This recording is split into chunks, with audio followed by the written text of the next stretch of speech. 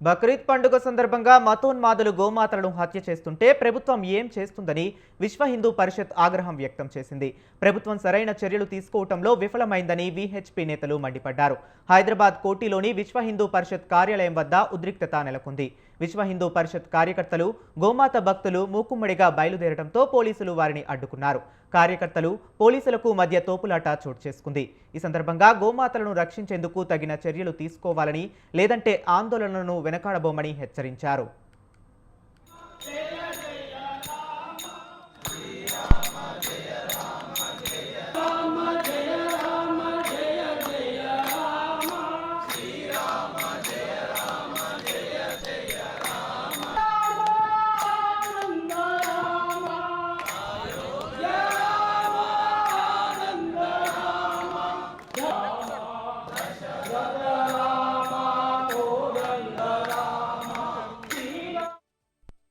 బక్రీద్ రోజున హత్య చేయడానికి మతోన్మాదులు ప్రయత్నిస్తూ ఉంటే ఈ రాష్ట్రం లోపల రాజ్యాంగం అమలవుతుందా, చట్టాలు అమలవుతున్నాయని మేము ప్రశ్నిస్తూ ఉన్నాం.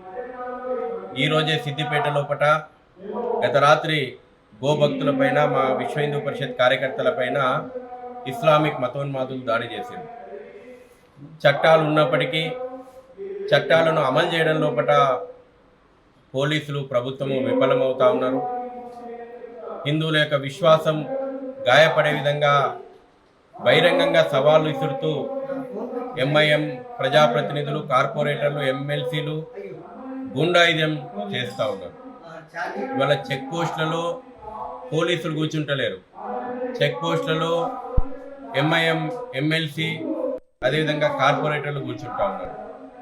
ఛాలెంజ్ విసురుతూ ఉన్నారు, మేము చంపుతాం, మీరు ఏం చేసుకుంటారు అని. అందుకే ఇవాళ విశ్వ హిందూ పరిషత్ ఈ ఛాలెంజ్ను స్వీకరిస్తూ ఉంది.